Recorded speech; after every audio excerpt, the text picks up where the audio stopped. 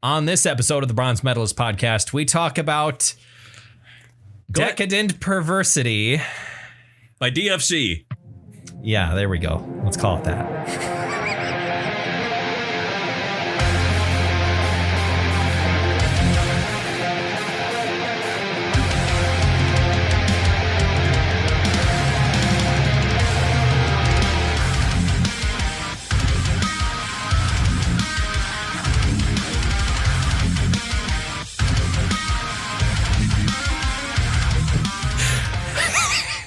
Hi, everyone.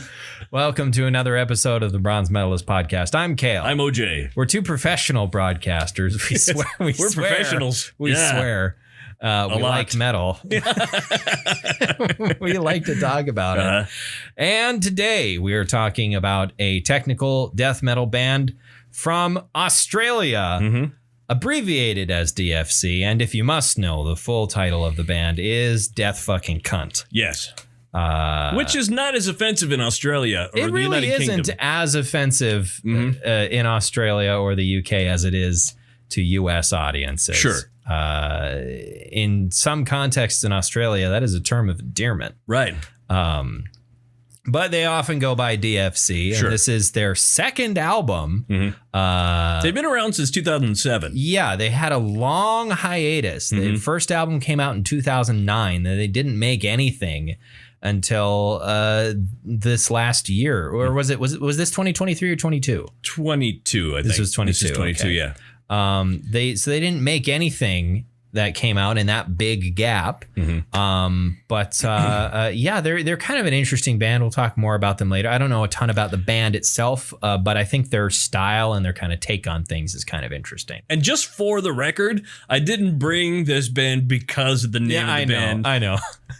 It was recommended to me because I was listening to a different technical death metal band from Australia. And it's like, oh, you like this? Do you want to listen to Death Fucking Cunt? And I'm like, yeah, sure. Sure. I got to know what that is. And like I think, and we'll talk about it more when we talk about the band itself, but like there is definitely a preconceived notion that I had about what this band was going to be before I started listening to it. Yeah. And it didn't completely disprove that preconceived notion, but there was a lot more to it than I thought there was going to be. So we'll chat more about that later. First, how are you? I'm doing fantastic. It is a nice day out there. It is beautiful. I almost feel like we should move all this shit outside. I mean, I've thought about it. I don't know if there's because this goes straight into my PC. Right. So I don't have enough cable to get us out there, and there is not enough power out there for me to move all the stuff. Well, I suppose if we just opened the window and went to the balcony. Yeah, and reached over the edge of the balcony. Well, just reach out the window and then just swing the cable. We'd also have to take out the screen in my window. You got a knife, right? I mean, look, I'm not getting my deposit back anyway, so. Right. I mean, there have been times where I have thought about like it would be fun for us to like, because I do have like a mobile recorder.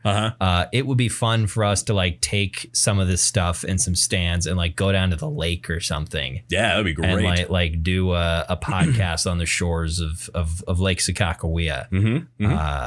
But that's also completely dependent on it actually being a nice day. Right. And summers in North Dakota are wildly unpredictable. It will usually be warm and maybe be sunny, but the wind might be blowing somewhere between Jesus fuck and oh my God. That's usually what the wind speed is at any point in the summer. So that reminds me of one of my favorite younger memories of my oldest child. Okay. When we were sitting by Lake Sakakawea, it was me and a bunch of other people were tent camping. And a dude named Tim was over by the fire, and I was shaking dice with a lady named Desi. Okay. And he had my 4-year-old on his knee, and everything was quiet. And Tim starts in. He's like, "Man, could we have had a better day? The temperature's perfect. The air is completely calm. The water looks like just a sheet of glass on the top of it. It's quiet. We got our wieners in the fire." And of course I go, and I hear my 4-year-old daughter go, "Hot dogs, Dad." She knew. Yeah. She is your child. Right. See, now it's the opposite though. Now you wouldn't giggle because wiener's like a penis. Yeah. You would go, hot dog. Yeah. And my daughter would be the one like, dicks. it's reversed completely. Yeah. Now you only think about food. Yeah. All the time. And she's getting married next month. So. Yeah. But it would be fun to go down to the lake. It would be just chill. You're not wrong. It would be nice. There's some pretty nice spots that I know of. Mm-hmm. Not all of them are easy to get to, but right. Some nice spots. And the water, I don't know how high the water is going to be this year. Probably, I mean, it was going down last year. I think it's supposed to be higher this year. Yeah, we had more snow this year, so both us and Canada and Montana. So yeah, so I think it'll probably be a fair bit higher this year than it was last year, which does mean less sand and less beautiful, beautiful shoreline. Mm-hmm. The water level in Lake Sakakawea, because it's a reservoir. Right. So the water level varies pretty dramatically year to year, potentially. It's been pretty high for the last decade. The decade previous to that, it was incredibly low for a very long time. It's just a fat area of the Missouri River. Yeah, basically. Yeah. It has like by shoreline, depending upon the averaging out its maximum depths and heights and whatnot. I think by shoreline, it is one of the largest bodies of water. Again, by measuring shoreline, which is can get almost kind of fractal, right? With how much distance that actually is. By volume of water, it's still a pretty big reservoir. It's no Lake Superior, but and Lake Superior is a natural lake, like all the Great Lakes. Sakakawea is not. It is not. No. Right. They said, you know what? Hey, why don't we put a body of water there in the middle of the Missouri River? Yeah, but there's towns there. Oh, yeah, but native people live there. So we don't care. Get the dynamite. God, yeah. Yeah. Yeah. It was sure America and still is. Devil's Lake is a natural lake, isn't it? I believe so, yeah. A reservoir. As is Metagoshi. Yeah, that's our two larger natural. Metagoshi's not that big, I guess, but Devil's Lake is actually pretty sizable. It is. For some reason, I grew up thinking it wasn't very big, but it's actually decently sized. Yeah. I've motorboated across it. What was your name? Titties. Metagoshi's bigger than you realize. Yeah. As well. Because it's kind of like cut in half in one. It gets really narrow in one spot, I think, if I remember looking at and also half of it's in Canada. Right. And there are like a bunch of different lakes there. Yeah, there's Lake Schooling and there's a lot of different bodies of water up in that neck of the woods. I keep on meaning at some point to take my kayak up there during the summer, but it's one of those things of like, but it's like an hour and a half drive up there, and I would have to have my kayak here already, basically, because my kayak is down at Lake Sakakawea, which is an hour the opposite direction. And there's already water there. There's already water there. Yeah. But it would be, I think for me, like shore gazing is kind of what I like kayaking for. Right. When I'm paddling, I like to look at the shore and see all the, the potentially beautiful stuff that is happening along the shore, all the birds, the animals that might be prancing around. Sure. I like doing that. It's not about the exercise. It's about being in nature. And when you go past the same stretch of shoreline in Lake Sakakawea enough times, the wonder is gone. I could take it. I could take my kayak over to like Pick City, sure, because that's on the other side of the dam. And if you head west from there, you start to get like some fairly dramatic like cliffs along the shores of the lake. You should get in your kayak and go all the way to Williston. God, that would be, I don't think I have the musculature to support that sort of journey. Who does? Some people certainly do. That's over 100 miles, isn't it? It's probably a hell of a lot longer than that on the river. Oh, sure, yeah. Like in a straight line, I think it's, because I would be departing from just outside Cole Harbor. Right. Which is smack dab almost exactly in the center of the state. So that's probably like 200 miles, if not more. Sure. In a straight line. Yeah. And then that meanders. So yeah. I in my head, the ultimate like kayak trip that I would want to do in this state would be to kayak down the Little Missouri from like the Long X Bridge out in the Badlands all the way down to where it empties into the lake. I that's in my head as like that would be a really fun thing to do. It would be. But I would probably almost certainly have to camp at some point, even though I'm going downriver. Like I would probably have to camp at some point, and I have never tent camped. You've never tent camped? Nope. My family's always had a fifth wheel. We've always had a camper. See, I found I need to go buy a new tent. Obviously, I got divorced, so she took the tent. She took the tent, which that's fine. But tent technology has gone. Technology has leaps and bounds. I mean, it is. Yeah, I mean, when I was a kid, it was basically just a sheet and sticks. Yeah, and now you got a rolled up thing and you throw it up in the air, and now it's a motorhome. Basically, yeah, and then they're easy to take down as well. You want to, but I mean, you're already probably old enough to where sleeping on the ground is probably shitty. Probably either that or it might actually be nice. My bed fucking sucks. Does it really? I've needed to. Did it come with that feature? Or? Hey, all right. I mean, I'm going to be doing a broadcast at a furniture store on Saturday, and they are doing a sale. So I've actually been kind of waiting. I've been like waiting for like, oh, when are they do? Because last year when we were doing those sales, I saw some beds and was like, I could buy that, right? But I didn't. I definitely need to buy a new one. I don't want to talk bad about any particular business. They're all great businesses, but you're looking at some extremely inflated prices that are discounted. I may want to take my business elsewhere. Maybe I don't know. Maybe I'm wrong. I've never bought a bed, so I don't know how much they should cost. So I'm the perfect sucker. Exactly. Back to the camping. One of the other things that would frighten me about camping on that trip is that it would be in a tent out in western North Dakota in the middle of the summer. And to me, that's like, oh, rattlesnakes. Sure. And coyotes. Coyotes don't scare me as much. Coyotes you can kind of deal with. They're pretty skittish animals.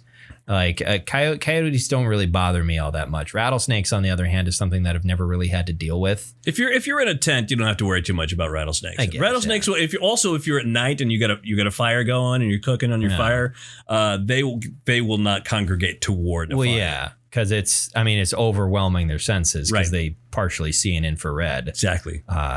So I suppose that would be an element of it, but.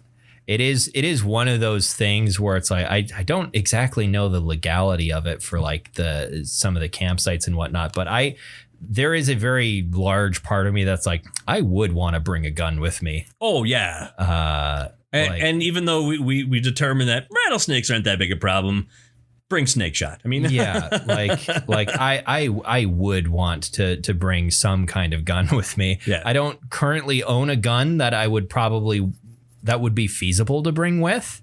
You don't have a handgun? No, I don't have a handgun. The only guns that are mine, I've never actually purchased my own firearms. I have guns that are mine that my dad has purchased for me, and they're all for hunting. Sure. But I have my deer rifle. I have my 12 gauge. Sure. I'm not bringing either of those on a kayak? On a kayak trip. No. So you're gonna want to bring like just a revolver. Yeah. Something like that with snake shot. Yeah. Or I wonder if they make snake shot for like 45 automatics or something. I don't know.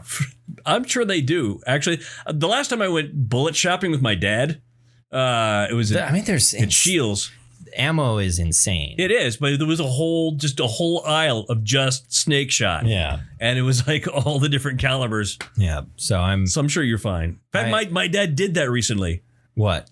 Shot a snake. Oh, yeah. Well, because they live down in the desert. Yeah, they live in New Mexico, so. That's something they got to encounter every day. Yeah. I've only encountered a wild rattlesnake, I guess technically twice in my life, but it was both on the same day. We were walking around in the north unit of Teddy Roosevelt National Park in the western part of the state. Mm-hmm. And I was out in front and I was just walking and I hear the sound, rattle. I hear the rattle, and I swear I did not, because I was like 12. Mm-hmm. My parents swear to me that I screamed, "Oh shit." I do not remember. Yeah. I do not remember loudly swearing. I feel that's appropriate, however. Well, yeah, Mom and Dad aren't going to impugn you from yelling, "Oh shit," because there's a rattlesnake. Yeah, nobody cared because it's like, because they're like, "What?" And I was like, "Rattlesnake." No, obviously, one can be forgiven for that sort of language. And I just feel weird. Also, you're using that kind of language on this podcast. Yeah. Where we talk about good family music, like Death Fucking Cunt. Yeah. But I don't remember saying that. And I think later in the same day, I don't think it was the same rattlesnake. I think it was a different rattle. I remember there being two. I might be misremembering that. Mm-hmm. But later in the same, because I think the rattlesnake that I encountered there that made the noise slunk off into the bushes before anyone really saw it. And then followed you. Maybe. I don't know. Yeah. Because later in the day, my sister's at the time boyfriend, now husband, was with us as well. And we encountered another rattlesnake, and he decided he was going to have some fun with it. I think he kept poking it with a stick or something like that. Like it was a long stick. Uh-huh. Like he wasn't, close up with it, but I remember him messing with the rattlesnake in some capacity, and me going like, this is dumb. This is a bad idea. Why are we allowing you to do this? Why is nobody intervening in this particular? I mean, we all, we're at a safe distance and whatnot. Yeah. Like, we grew up in the country, and we, there was always bull snakes and shit around, but not rattlesnakes. Except for when a couple of times down at my grandparents' house, there were some rattlesnakes. I was very young, and there was an incident with a rattlesnake that involved my grandfather beheading it with a shovel. Sure. And then I think we may still have the skin of that rattlesnake. Nice. Somewhere.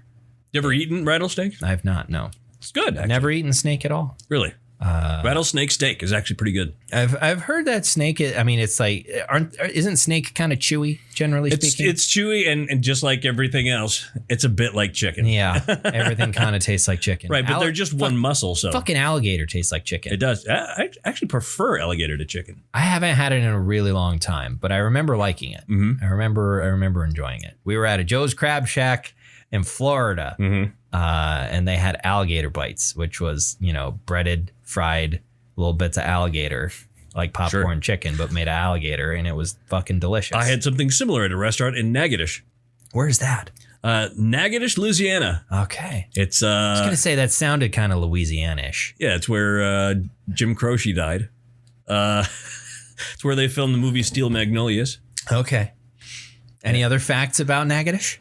My friends Will and Carrie lived near there. Oh, okay, and that's why you were there. That's why I was there visiting Will and Carrie. And that was the tour. We got walked around Natchitoches. Here's this spot, yeah.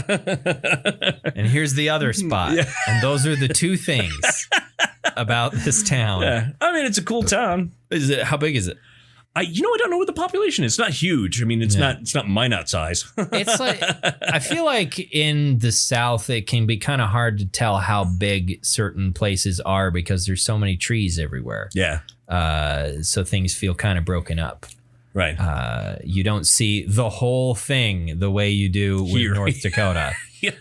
Yeah. In fact, when we went to they live in Manny, Louisiana, and Sabine Parish. and they said, okay, when you get to town, go to the gas station and give us a call. It's before cell phones. Okay. Give us a call because everybody in our neighborhood, they're loaded and carrying a weapon. And they don't like strangers. Oh my God. So we'll need to come out and get you. It's the most Louisiana thing I've ever heard. You'll see my sister. She's also drunk and packing. Don't mind her. Don't mind her. She's all right. I showed her your picture. As long as you haven't changed your haircut too significantly, you'll be fine. Right. You haven't gone through any major physical changes since then, have you? At the time, I had not. No. Okay. Much the same.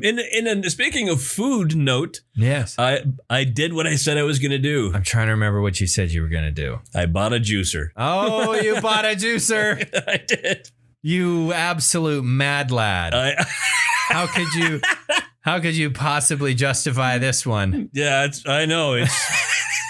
It's extravagant in the extreme. He fucking comes in to my studio today and he's like, I've made a decision. I'm gonna buy a juicer. And I'm like, cool, dude. Good for you. Good for you. What inspired this crazy decision you're making? This is gonna change your life. Have you juiced anything yet? I did, and my review of the juicer I bought, it was $100 juicer. Okay. And I feel like I got a little bit ripped off because, first of all, it does fruit okay, but I tried to add spinach with that.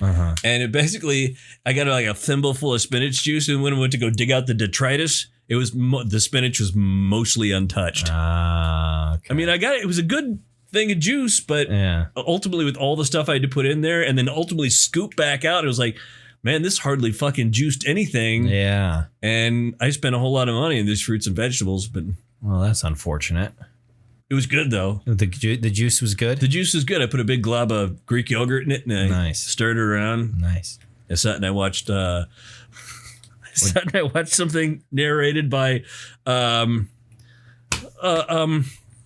my God, Sir Richard Attenborough? Yes. Or is it David? David Attenborough. David. Richard's the older actor. brother who's dead. Yeah. He was in Jurassic Park. Yes. David Attenborough. David Attenborough. What did you watch? I watched a nature series about the islands around the UK. Oh, yeah. I know what you're talking about. Yeah. I can't remember what it's called. Something exotic islands or something like that. It's like Our Amazing Islands or some shit. Yeah. Like that, I enjoyed it. I enjoyed it while drinking a smoothie. And I thought, this is the most old white dude thing I could possibly do. But you were enjoying yourself. I was totally enjoying myself. And that's the important thing. Mm-hmm. Who gives a shit? You were having fun and you were doing something that's kind of healthy. I was watching something that was enhancing my mind. It was educational and relaxing. And I was drinking something healthy. Sounds like a series of good decisions. Mm-hmm. It's what that sounds like. Except maybe the juicer, you got overcharged for it. I get overcharged for it, and now it's sitting in my kitchen, and it's a bit of a shit show. Yeah. I almost needed a pressure washer to clean the thing. Ugh. Yeah. See, that would get me because I hate dishes. Right, and I got a mess because I sent out a mass snap saying, I bought a juicer, and then I got one of the people who I mass snap who I haven't heard from in a while. Yeah. She says, yeah, I bought one of those. I used it once and then I traded it for a carton of cigarettes. I suppose a carton of cigarettes is actually a slightly, there's some parity there. Yeah. Well, anyway, it wasn't the model I bought. It was a lesser model, apparently. A different model of juicer. Not anything to do with juice, but I have begun playing the remake of Dead Space. Yes. On my PS5. And I am enjoying it very much so. It is a very, very faithful remake in all the ways that matter, and unfaithful in ways that enhance the experience. Yes, they knew what they made. You said the sauce. They had a good sauce. It's a sauce that you remember from your childhood, right, as being a great sauce.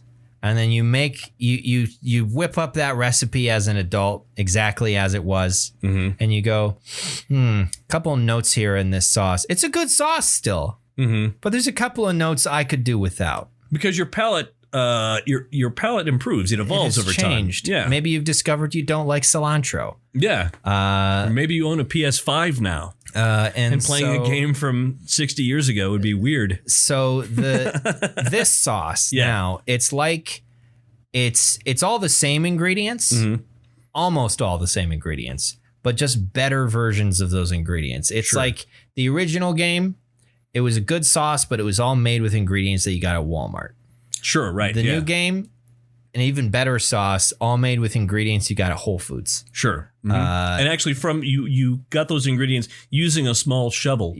Putting it into a container. Or you got them at a fucking farmer's market. Sure. You got them at a farmer's market. Or you pulled them out of your own garden. It's just everything's so high quality. The graphics are amazing. They added some great. They added voice acting for the main character who was not voiced in the first game, but would be voiced in the second and third game. So they brought the guy who did the second and third games to do new voice acting for the first one. And he's like, they didn't do the thing where they make him too chatty. Right. He talks an appropriate amount and reacts to the things that are happening appropriately. There's a really annoying couple of missions that they retooled significantly to make them a lot more engaging and fun. Nice. There is the first boss battle that is so much easier. It's all of the mechanics of the first boss battle, I think, are basically the same. But it is so much less frustrating because they changed the way that the zero gravity controls work. So it's much less frustrating than the original version of that boss fight. The only thing that I can say that I don't care for about the remake is not a problem with the game. It's a problem with me. And the problem with me is that I don't find it scary. Oh, sure. Yeah. Because I know all of its tricks, because it is a very faithful remake.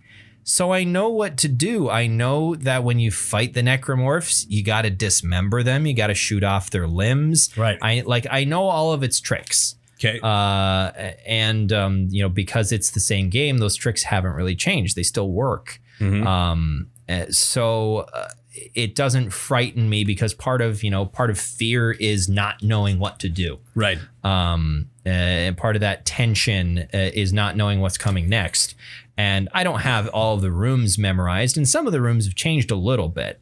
Most of them are the same as they were. Is it the same number of clowns? Yeah, it's the same number of clowns. Okay. 2 of them. They're in a small posse together. Gotcha. And they might be a bit insane. All yeah. right. Well, because everyone on the ship is being driven insane by this artifact they found. And it's weird because it's science fiction and it's in the future, but they still don't know how magnets work. All right. But they added side quests to the game where some additional sort of story content of things that were there, but they didn't make a mission out of. Elements that got explored and talked about either in later games or in supplementary material, like some comics and that sort of thing. Yeah. Now have been sort of included in the game. There's a lot more about the Church of Unitology, which is an extremely obvious Scientology ripoff in the best way, in the sense that it portrays them as absolute psychos. Because they are. Don't sue us. That's a joke. But not really. Not really. The don't sue us part. That's not a joke. No, that for legal purposes, that was a joke. But they added more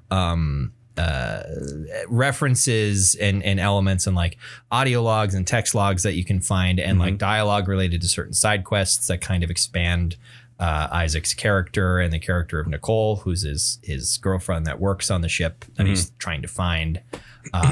All in all, so far, fantastic experience. Good. And if you have a current gen console, because it's weird to I want to say next gen. It's not. It's current gen. If you have a current gen console or a very high end PC, I highly recommend it. I think this PC port is actually good. The original port of the first Dead Space game onto PC is notoriously awful and has never been fixed. So I shouldn't buy this game for my Windows 7 laptop. No, I would say not. All right. But the if you have a PS5 or an Xbox One X, Xbox Series X. Normally, I'm pretty good about that. Normally, I have those memorized. Xbox, if you have an Xbox Series X or S, I think it'll work fine. Anyway, current gen stuff. I highly recommend it. If you've never played Dead Space before, which I haven't. I would say this, go ahead and do it because you won't have the problem that I have with it, of it not being scary. Because the first time through, it's one of the scariest fucking games ever. Nice. It's just me. I'm so desensitized to everything in the game that it doesn't scare me anymore. I think I need a different horror game that I don't know anything about. Like I've never played the original Amnesia, which I've heard is very scary and it's a lot more tense because it's also not there's no combat in it. I might play because I've played this and now I'm thinking maybe I'll play some of the Resident Evil remakes, like the Resident Evil 2 remake and probably the remake of 4 that just came out. I might play. I keep telling you, this is also your opportunity to play possibly the best horror game of all time. Chiz? Bloodborne? I don't know I guess Bloodborne is a horror game. Oh, yeah. I don't, for some reason, I don't really think of Bloodborne as being a horror game first and foremost. But it is definitely horrific. Yeah. I just, for whatever reason, I can't decouple it from just the broad strokes of sort of these Souls series. Sure.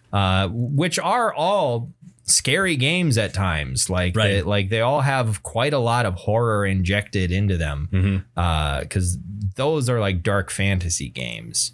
And for whatever reason, well, this one qualifies as a dark fantasy. It's like a dark Victorian fantasy or Gothic horror. Yeah. It definitely some serious nightmarish elements. Oh yeah. Well, and all it goes from Victorian Gothic horror in the first half to Lovecraftian horror in the second half. Yeah.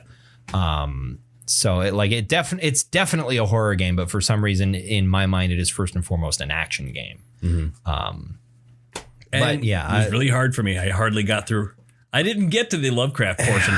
I'll probably it's definitely on my list. I probably will. It'll probably be the next thing I play. But it's also one of those things where it's it's going to take me a long time to finish. Yeah. Dead Space is a bit more bite-sized compared to God of War Ragnarok was. Sure. Bloodborne is going to be another 2-month long affair basically. But do you want to talk about the band? Sure. So DFC, as we mentioned, is a death metal band from Australia. Specifically, they are what they would call a brutal technical death metal band. Yes. Now, technical death metal is a sub-subgenre of its own. And then there is brutal death metal, or brutal slamming death metal, as it is sometimes called, or just slam, as it's sometimes abbreviated. And my expectation going into this is that this was going to be a slam band. Yeah. Because there are a lot of almost every death metal band that has a name like DFC is a slam band. For some reason, that just excessive vulgarity is extremely popular in slam as a sub-genre. And all of those bands, to me, kind of sound the same. This one does not. All of those bands all, feature extremely heavy use of, just the chuggiest guitars, the muddiest, sludgiest tones that it's not to sound down on it necessarily. It's for somebody. It's not really for me. Right. exclusively the gurgliest, most guttural vocals possible. And they all just kind of sound the same to me. Like probably the most popular or maybe most well-known band in that genre is also one that actually bucks the trend of like the naming conventions, which is Party Cannon. Sure. Like Party Cannon is a slam band that part of their notoriety is just related to how bizarre their logo looks when they play at festivals because it looks like the logo of Party City. Like the big multicolored block letters. It's bizarre to see them on a lineup next to, Cannibal Corpse or fucking Vulvodyna or whatever. Like with all the gross, nasty, a collection of tree branches laid on top of each other that look vaguely like a word. Not even vaguely most of the time. Vulvodyna is also Australian, right? Yeah, and I believe they're also kind of a brutal death metal band. But this band, on the other hand, brings in the sort of technicality and songwriting sensibilities of technical death metal with a sort of brutal death metal coat of paint over it. Right. It is the songwriting that you have in bands like Archspire. I'm not like deeply familiar with technical death metal. I think Artificial Brain is sort of on the technical side of things. I've listened to them a little bit. But like a extremely fast riffs, lots of very fast. Just fast. It's very, very fast. And there's an extremely dense sound. Right. Played at absolute breakneck speed. And generally, not necessarily to its detriment from a general point of view. It's kind of to its detriment for me. With most technical death metal it is almost always highly produced. Yeah. To where it sounds artificial. Yeah. It sounds artificial. Otherwise, all of this extremely technical stuff played at that speed would just get muddy, would just be lost. It would just turn to mush. Right. If you did traditional like analog production with it, it would just be, unless it was really, really, really tightly dialed in analog production. Yes. Which is way more expensive than just doing it digitally. So they tend to sound pretty artificial. This band, I think, due to that just grimy coat of paint of brutal death metal, kind of avoids that pitfall. Like if you listen to it closely, it's still like, oh, those are obviously, that's an electronic drum kit. Like this, this is a very heavily quantized sort of guitar tone, but there is just that level of grime and grossness to it that gives it a little bit more of that kind of human feeling sound, which is something, weird to say about a band called Death Fucking Cunt. With such song titles as Fisted into Form, Conceived in Formaldehyde, Emphatic Defloration, Devoured by Eunuchs, Blunt Force Vasectomy, Suicidal Masturbatory Flagellation. Really human sounding, right, on this album, but it almost sounds like Cannibal Corpse. Song titles, absolutely. And like that's kind of the genesis of sort of brutal death metal is bands going like, let's get even grosser and more sort of violent with the imagery. I do really love the opening sound bite of the first song because it is specifically Malcolm Tucker, played by Peter Capaldi from the BBC show In the Thick of It. Right. Also, he was Doctor Who for a bit. Yes. Yeah. Who is his character, Malcolm Tucker, is a notoriously vulgar, incredibly like verbally abusive and violent bureaucrat. He's great. It's wonderful. Yeah. So like as soon as I heard that, I was like, okay, they know.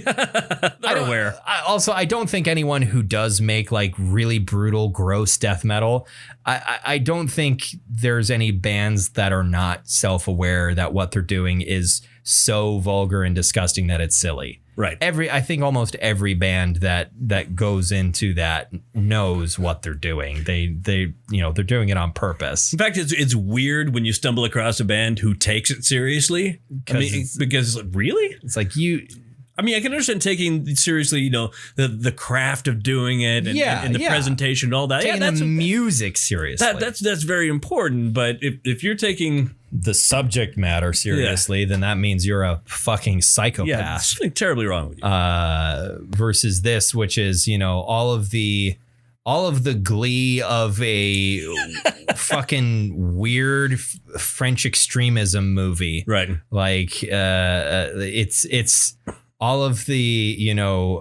craft of a really, really bizarre, like NC-17 Italian slasher film or something. Like this is that, but music. And it's a lot of fun. It is a lot of fun. I enjoyed it. And these guys can seriously play. Like they are very, very good musicians. If they can do this live, that's impressive. Incredibly impressive. I saw like one of the reviews that I read a little bit of was talking about like comparing them to bands like Archspire. And Archspire is at this point probably one of the more popular like technical death metal bands. They won recently some like music award in Canada, which they were really surprised that they won because one of the bands that they were going up against was Spirit Box. Oh, which really? is insanely popular. It was like a Canadian Music Awards thing, and in the metal, Juno Awards or whatever. Yeah, I think it was the Juno Awards. Yeah, and in the metal category, sure, they were up against Spirit Box, and they won, and everyone in the band was like, "How?" Well, everybody says their latest album is great, and I've listened to it. Yeah, my main problem with Archspire is I don't care for the vocals. Okay. I for whatever reason that style of vocals in Archspire I just don't really care for. That soothing high falsetto. Yeah. Like I think the musicianship is extremely impressive, but the vocals just don't quite do it for me. And there's a lot of them. There's a lot of them. I like the vocals on Decadent Perversity just fine. I think they are very consistent. Yes. And there's enough variety as well that I don't get bored of them. It's not all just the deep sort of guttural death growls. Some high sort of shouty kind of shrieks and whatnot. Shrieks. There's enough of those, multi-tracked vocals. That things don't get stale in the vocal department, which is a problem that I do have with some brutal death metal bands, where it's only ever just the most gurgly, deepest, most disgusting death growls that they can possibly manage, and it ends up all sounding the same. Right. Like Pissgrave. Yeah, Pissgrave is like. I don't think they're even from what I remember watching, I watched like a live performance of that band. They had two mics next to each other for those vocals. And the guy had his mouth basically pressed up to them. And I think there's some technological element to creating those sounds, which is weird because it's like, you could really just put the whole microphone in your mouth and it would sound the same. Or ass. Yeah. or put it in your ass. And it would probably sound the same. Like they're completely indecipherable. Right. If they wrote lyrics, I don't know. Nobody knows what they are. It's completely impossible to tell what is being said at all. I've actually enjoyed the stuff I've heard of theirs, to be honest. It's so brutal. It's over the top. Funny. Yeah. Yeah. It definitely like passes beyond that limit of like, well, this has become so much that it's now humorous. Right. I was thinking about there's a doom metal band called Weed Eater, where I've seen in live performances that vocalist basically swallows the microphone. He puts like a good portion of the bulb of that SM58 in his mouth. But yeah. So what are your thoughts? Any sort of thoughts that you might have about? I mean, I think we pretty much covered what I feel about this. I haven't heard their other album. I'd like to give it a listen. I understand that it's relatively well regarded, which is why people made note of this coming out, because they're like, oh, I remember that band. Right. What happened to them? So yeah, I as I understand, that was also pretty good. Yeah, so I only recently stumbled onto this myself by accident. By accident, because I was listening to it. Like I said, at the beginning, I was listening to it entirely different. Yeah, I did. Yeah. Australian technical death metal band. That album, by the way, I wanted to listen to again because I'm like, I really enjoy this. I think I sent you a text message about it. Think so? I don't remember. I'm pretty sure I did. They're called. Oh my God! See now, because I can't brain. Where's my glasses? It's one of the last things I sent to you. Why am I forgetting everything? I don't know. Psychroptic. Yeah, Psychroptic. They're more accessible. Okay. More accessible listen. But yeah. So I want to listen to that again, and said recommended other bands in that genre. Like, okay. Well, don't mind if I do. A little treat for me. Yes. Yeah. So what's your favorite song? The song that stands out for me is the first one you mentioned before. That's Fisted into Form. Okay. I really like that one. I like Devoured by Eunuchs. Also a fun song. I decided because like none of them really stood out to me, because they're all just so much. There's so much going on. I think I have a habit on albums like this of my favorite tends to be the one that shakes things up by having less happening. And this album doesn't have that. So instead, what I decided to choose is the song title that I thought was funniest, which is Garroted by Frenulum. Right. Because how would you do that? Yeah. That's a very small part of the external anatomy of the penis. Also the mouth. You have frenulum that is in your the mouth. same thing. Yeah, that's the part under your tongue and between your lip. It's like a type of connective tissue, right? So and being garroted is being strangled. So how? Yeah. How you? Are they meaning the entire phallus, perhaps, and just reducing it down to that one small part? Who's to say? It may be a mystery for all time. But that's the one that it also is the last song. Right. But it's the one that I go, how's that working? So that's why it sticks out to me for sure. But that's not to say that I didn't find, anything particularly enjoyable. There's just so much happening in this that it turns my brain to mush. Listening to it. I've listened to it twice, and it's kind of like, oh my God. Yeah. There's so many riffs happening. So what metal are you bestowing upon this, like Maz Kanata to Chewbacca? I don't know who those people are. So nobody does. Yeah, I give this definitely a solid silver. I mean, it's okay. Yeah, I would agree. I think this is definitely this is a silver for me. But it's a solid. It's a solid silver. Yeah, it's a solid silver. It's like Silver Surfer. He's pretty solid. Look at him. He's made it of silver, and he's got all them muscles. Pretty solid. And he eventually becomes a good guy to help fight Galactus. Yeah. Yeah, right? I think it's Galactus. That's Silver Surfer's thing? Yep. Okay. I don't know. Part of the Fantastic Four lore. I don't know fucking anything about comic books. Yeah. So Next week, once again, I do not have a particular album in mind. I think I was musing over something earlier in this week, but I have a bit of a headache right now. All right. And I do not my ability to remember anything beyond 5 minutes ago has basically been completely erased. So nothing wrong with that. I will tell you what we're going to listen to. Okay. Sometime in the next 7 days. And then everybody listening right now, I'll message you what it's going to be. Yeah, he'll text you. I'll send you a text. Don't worry about how he got your number. Yeah, it's not important. It's not important. Right. So until then, I got it from your mom. Hey. No. Until then, why don't you go ahead and follow us on social media?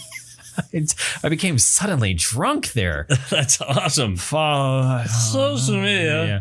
Why don't you go ahead and follow us on social media? We're on Facebook and we're also on Twitter. Mm-hmm. And you can also just subscribe to whatever service you're using to listen to us at this very moment. Subscribe to our feed on that service, and you'll get your new episodes that way. Right. Until you hear from us again, thank you very much for listening to this episode of the Bronze Metalist Podcast. I'm Kale. I'm OJ. Congratulations.